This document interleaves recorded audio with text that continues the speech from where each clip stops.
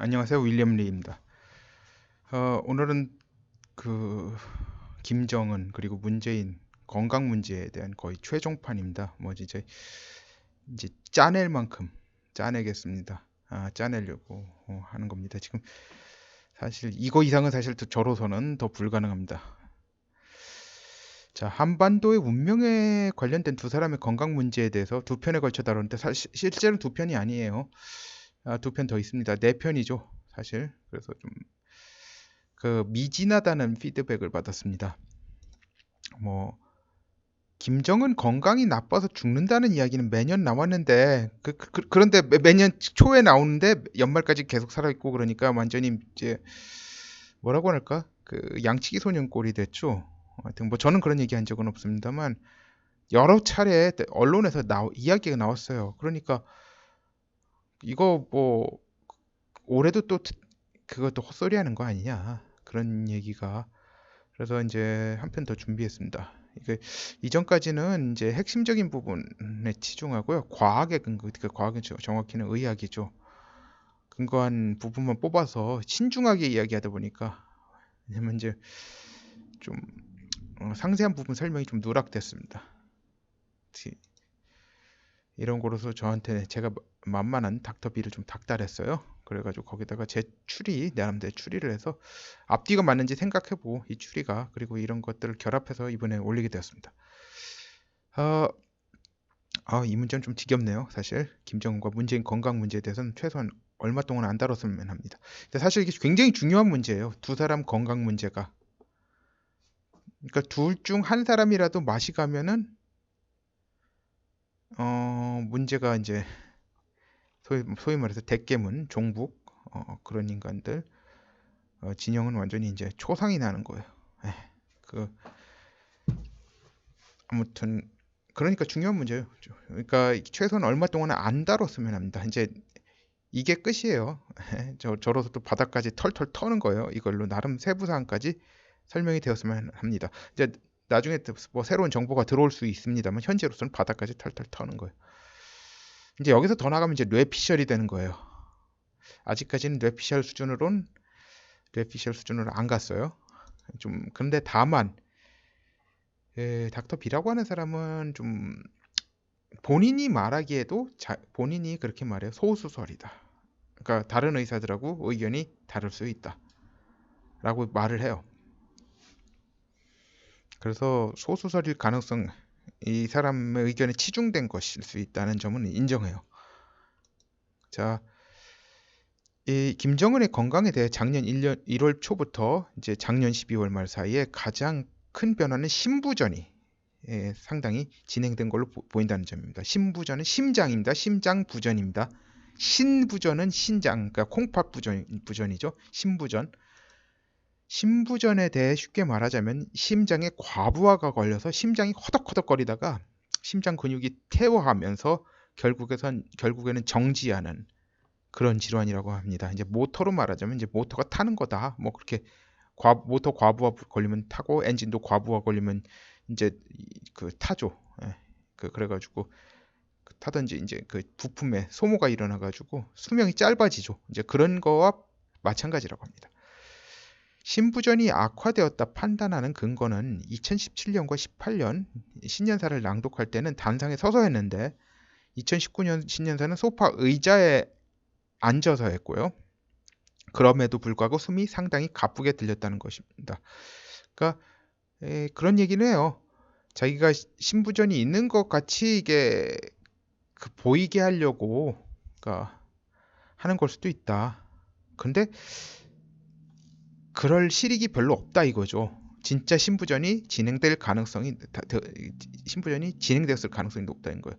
그러니까 자기가 병이 있더라도 병이 없는 것처럼 행세를 해야 되는 게 그 나은 상황에서 이게 분명히 병이 있는 걸 갖다 분명히 드러내면서 할 수밖에 없는 상황은 확실하게 이 병이 있다는 거예요. 신부전이 악화되었다.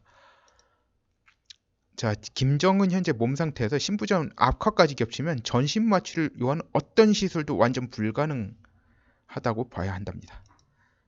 무슨 시술을 하든지 시술 사망률이 너무 높아져서 웬만해선 하지 못한다고 합니다. 그리고 요즘 유튜브에 김정은 오류월 사망설이 역술인들에 의해서 유포되고 있습니다. 이 사람들 중 상당수는 자기가 예견했다기보다는 역술계에서 소위 영험하다는 사람의 예견이 흘러나오면 이에 끼워 맞춰서 마치 자기 예견이냐, 나중에 적중하면 손님들을 이제 때로 몰려오는, 줄 서가지고 이제 번호표 나눠주고 손님 받는 그런 상황으로 만들고 싶어서 그랬을 가능성이 상당하니까, 뭐 아닐 수도 있어요. 근데 저로서는 몰라요. 자, 봅시다. 이번에 김정은 사망 예견 역술인 대열에는 예전에 김일성 사망 예견을 적중시켜 유명해진 심진송 씨도 있는데, 심진송 씨 본인의 예견이 아니라는 얘기도 있어요. 김일성 사망 예견이. 이번 건도 마찬가지고요. 왜냐면 이제 틀린 적이 많아가지고 그때는 뭐 진짜 심진송이 엄청나다, 엄청난 무속인이다 라고 했는데 많이 틀린다는 거예요. 그래서 이 사람이 과연 자기 예견이냐, 아니면 남의 예견을 갖다 어떻게 받아가지고 어떻게 뭐 그런 걸 수도 있다. 근데 이제 그 사람은 이제 정작 자기를 드러내지 않아서 뭐 그렇다. 뭐 하여튼 별별 설이 다 있어요. 근데 이 부분 진실 여부는 저로서도 짐작이 가는 바가 없습니다. 기본적으로 관심도 없고요. 파헤칠 능력도 없어요. 그러니까 이거는 이럴 수도 있고, 심진송 씨가 한 진짜 역술인들이 맞췄을 수도 있어요. 그렇지만 그게 아니고 이런 걸 수도 있다. 네, 나중에 하여튼 그 상황이 실제 일어나더라도 이건 참고하시기 바랍니다. 다시 이제 의학적인 설명으로 돌아오자면, 자, 지금으로선 김정은이 심근경색증이나 다발성 뇌경색 같은 거 죽게 된다면 이 둘 중에 한 병으로 죽을 가능성이 높다고 그래요. 쓰러지면 다른 방법이 없대요. 혈전 용해제를 다량 투여하는 거 외에는 달리 수가 없답니다. 이제 그러니까 무지무지하게 투여를 해야 된다고 해요.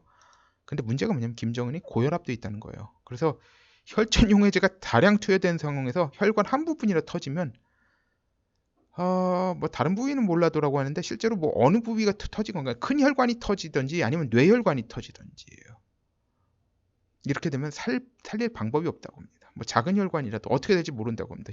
혈전 용해제가 너무 많으니까 이 피딱지가 안 생기잖아요. 피딱지가 안 생기니까 혈관이 그 피가 계속 줄줄줄줄 새는 거예요.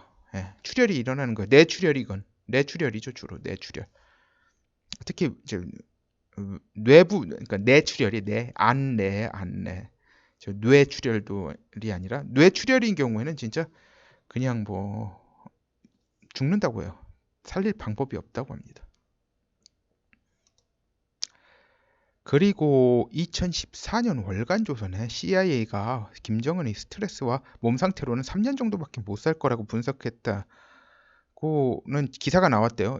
나왔으면 나온 걸 봤어요, 저도. 그런데 뭐 지금까지 살아있잖아요. 그러면 월간 기사가 엉터리 기사를 썼든지 아니면 CIA가 분석을 잘못했든지 둘 중에 하나죠. 자, 닥터 B의 생각은 다음과 같습니다. 그러니까 닥터 B는 이제 CIA가 그렇게 예견을 했는데 틀렸다라는 그걸 갖다 전제하에서 말하는 거예요. 김정은만을 위한 북한 장수연구소에선 인체 실험 등으로 둘의 생명 연장 방법을 지속해서 찾아왔는데 그 연구소 덕분에 이 두 사람 약 2년 내지 3년 정도의 수명이 연장되는 걸로 보인다고 합니다. 근데 그게 한계일 거다. 김정일의 경우 미국 최고 부자 수준의 의료 혜택과 비교해도 2, 3년 정도의 수명 연장 효과가 있었던 걸로 추정한다고 합니다.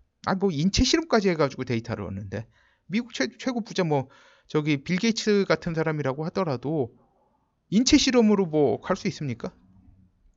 모르죠. 뒤에서 몰래 할진 몰라도 대놓고 못 하잖아요. 할 수가 없잖아요. 근데 김정일의 경우는 대놓고 했잖아요. 자기하고 체형이 비슷한 사람, 체형, 체질 비슷한 사람을 대상으로 해가지고. 그러니까 그 데이터 축적된 것도 있고 그러니까 뭐 김정일이나 김정은이나 비슷하죠. 사실 상황이.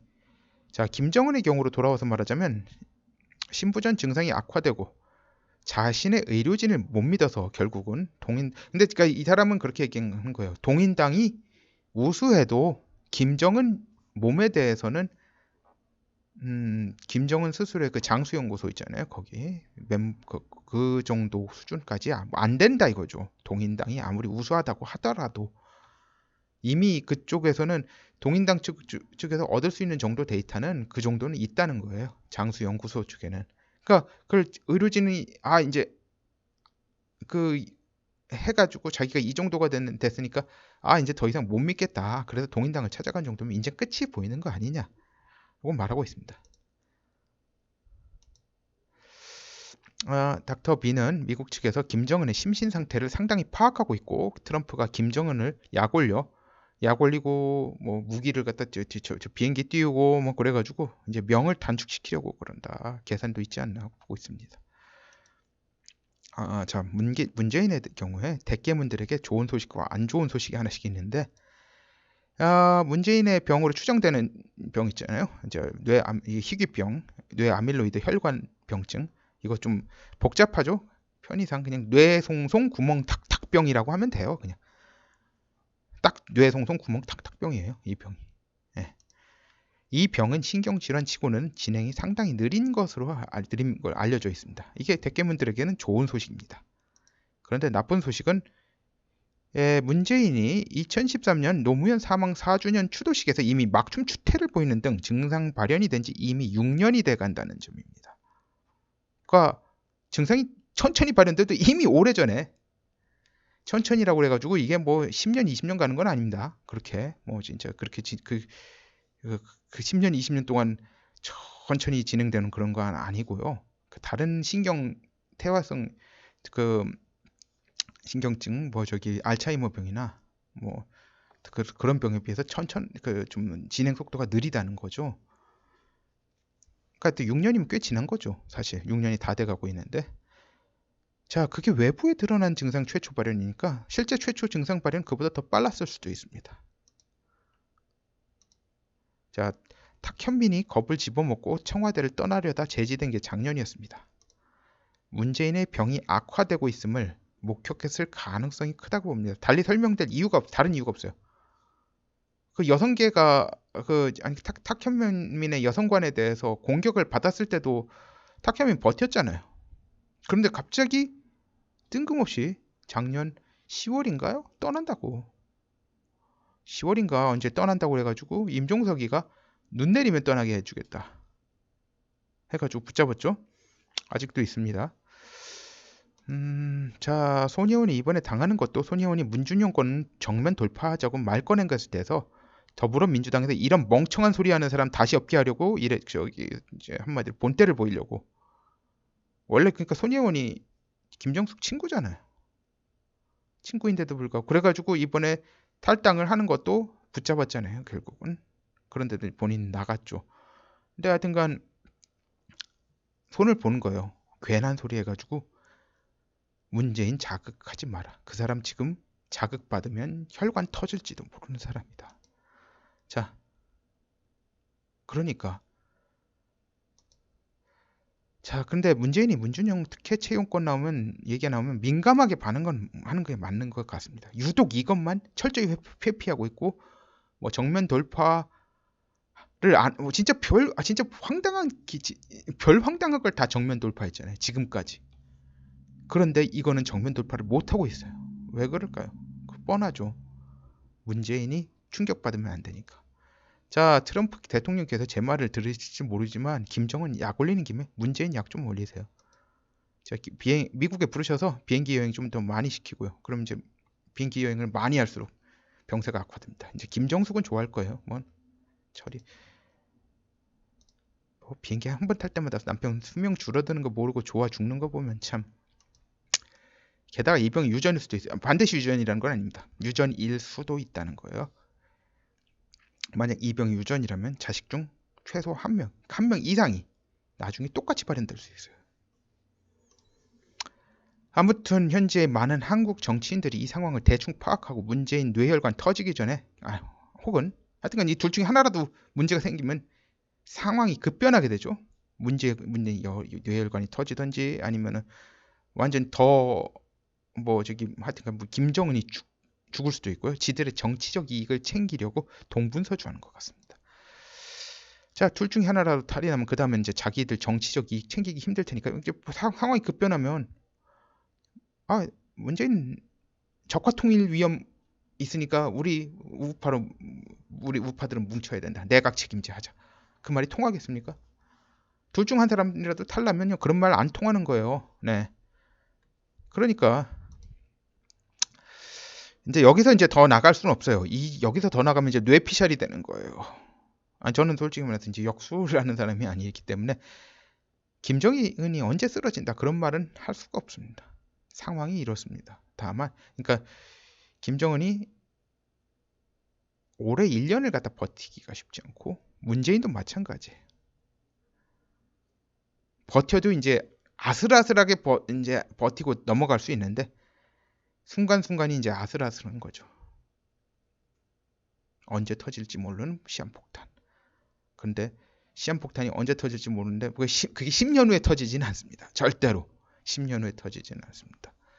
3년 내로 터지는 폭탄들이에요. 근데 이제 저쪽에서는 그 폭탄 터지기 전에 둘 중 하나라도 터지기 전에 빨리 적화 통일을 하든지 빨리 내각제를 하든지 다 저쪽이라고 봐야 돼요. 우파라고 해도 내각제 추진하는 사람들은 좌파라고 다를 바가 하나도 없어요. 다 저쪽이에요. 그런 것에 더 안달하게 돼 있습니다. 이 정도가 하여튼 아무튼 여기서 더 나가면 뇌피셜이에요. 여러분이 스스로 좀 판단하시기 바랍니다. 수가 없습니다. 저로도 이 정도가 한계인 것 같아서 죄송하지만 할 수 없습니다. 자, 이게 쥐어짤 대로 쥐어짠 겁니다. 양해 바랍니다.